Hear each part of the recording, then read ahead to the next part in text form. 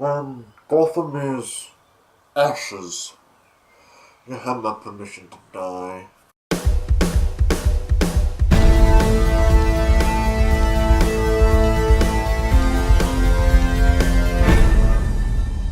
Hey guys, what's going on today? We're going to have something a little bit different today. I'm going to be talking about Gotham, that's right.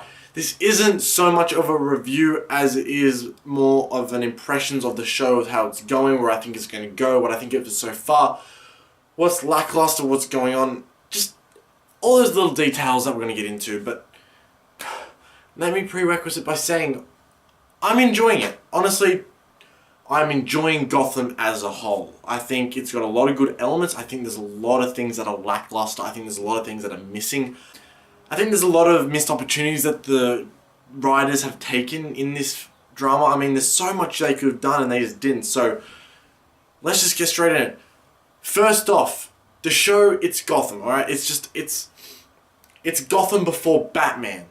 You know, Bruce Wayne's just a little kid, you know, he's just chilling, he's doing his thing, his parents are dead, and he's been Bruce Wayne. Emo Bruce Wayne, sort of. So anyway, guys, the show Gotham really centers around Jim Gordon, you know, Commissioner Gordon, yada yada, in the Dark Knight, and Batman, you know, that guy. That's what it centers around. And pretty much it centers from him and his partner Harvey Bullock doing a bunch of different cases over the couple of episodes that we've seen. You know, I feel like a lot of the opening episodes, although there's backstory in between those episodes and there's this wider plot going on, you can see it's just going to be a bit episodic. I mean, in the second episode, you know, a bunch of kids got kidnapped and drugged and were going to be sold for child slavery, I guess. I don't know. We don't know. It didn't tell us. But that just seems to be the general direction. You know, they're going to have one case after another they're going to solve, and it's going to lead, and Bruce Wayne's going to be more involved. And there's going to be this ongoing relationship between Bruce Wayne and Jim Gordon, and then Jim Gordon's going to try and clean up the mob, and everything we know that is Batman is going to unravel over time until I don't know when. And I think one of the biggest opportunities that this show missed straight from the start was having the Waynes die in the first episode. I mean, they had so much to work with, you know, and you hear all this backstory in the opening episode and in the second episode about how the Waynes were like a pillar of Gotham and how, you know, it was them and, you know, all the mob bosses and everything, and they were a pillar, and, you know, they fought for so much and that's why someone had them off. And we just didn't see any of that. We didn't see him be a pillar of Gotham. We didn't see him do anything, and it just makes you wonder, like, what were they doing to have someone want to kill them? We thought it was just some dickhead in an alleyway wanting to kill them because they're rich and he's poor and he wants the money and he wants the jewelry and all that shit. That's what we thought it was, but it's revealed that the Waynes had a huge influence in Gotham. They weren't just rich, they were rich and powerful, and they maybe crossed some people, and we don't know why, and we don't know why they killed, we don't know who killed them. They could have done so much to establish the Waynes characters where they actually meant something, where the death actually had an effect on you, where you're like, damn, shit. Ooh. So that's why. One negative that I've really taken out of the series so far is the fact that it feels like it's really coasting off the fact that it is Batman. That there's Batman characters, Batman lore, and people are just going to watch it because it's Batman without Batman.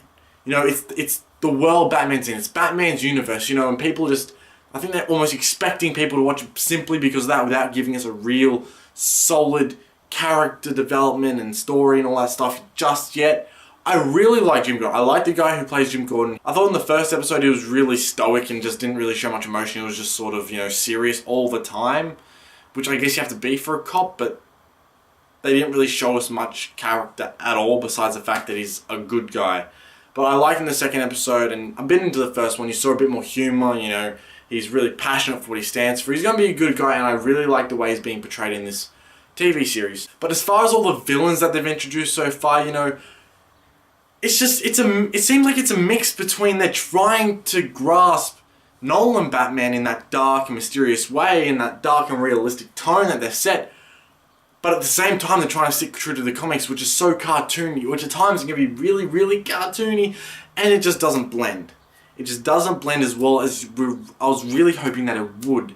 I was really hoping for maybe a dark, realistic toned Gotham type show that had all the villains and all these backstories and all these, you know, these stories of how they came to, all these villains came to be, and then, you know, sequentially take them out and everything, and then it would all be part of a bigger universe, and there's just so much potential. And I feel like At the moment, it's just really cartoony.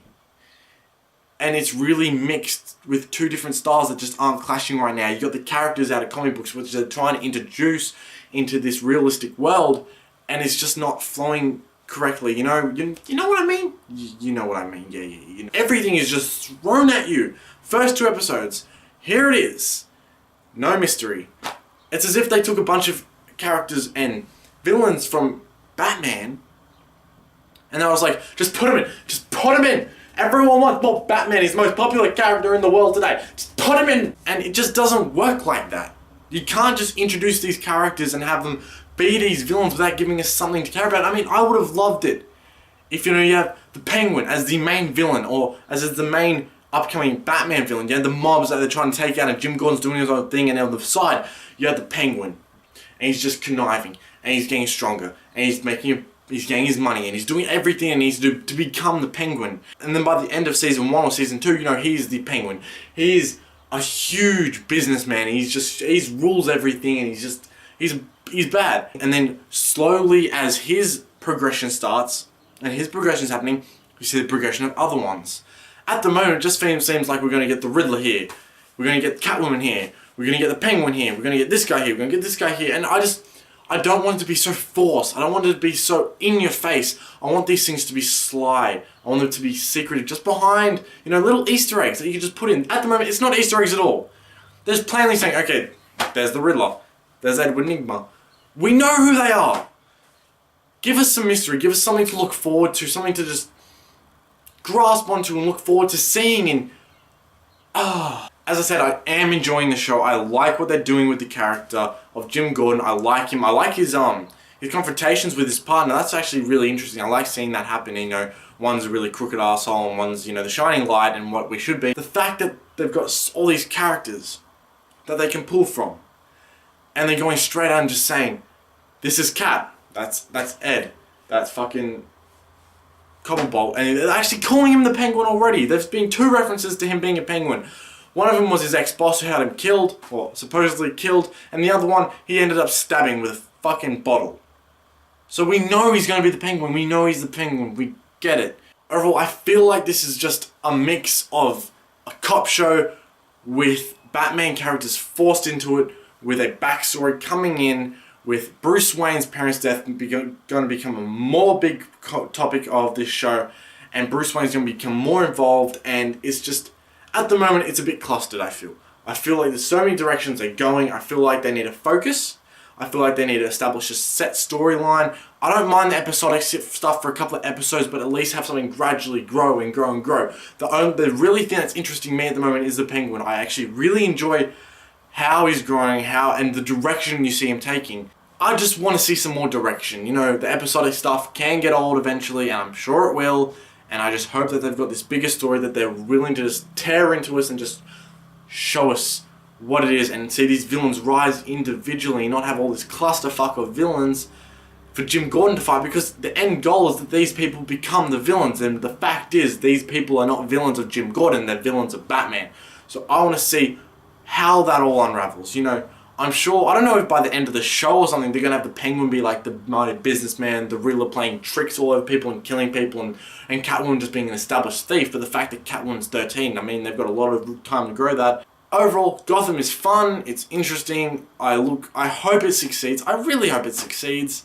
I mean, it's a Batman show. You got so many interesting characters they can pull from. I hope to God they do a Joker season, just plain Joker season where he is just, we just see his rise and you see him turn mad and all that. That'd be fucking sick. But anyway, guys, I think I've rambled on enough. I know I've gone in 15 different directions with this first impressions, but I guess that's probably a good thing. They want you to take 15 different directions, but I want them to go in a couple directions.